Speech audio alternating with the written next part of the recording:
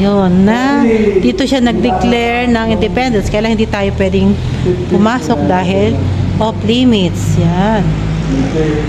Tapos, ito po ay portrait nino, kuya. Yun daw. Ito po yung Yan. Dito nakaupo ang mga general. Nakasama niya, nag-declare. O yan. This is the formal dining. Philippine map. Formal dining area na dito niya na-accept kanyang mga bisita. Sobrang dami, 3 table. At look, ito ang inukit na mapa ng Pilipinas. Bigat nga eh. Ikaw Ganda, no? Ang galing ng architecture nung unang panahon. Wala daw pako itong mga sahig na ito. Lalagyan lang ng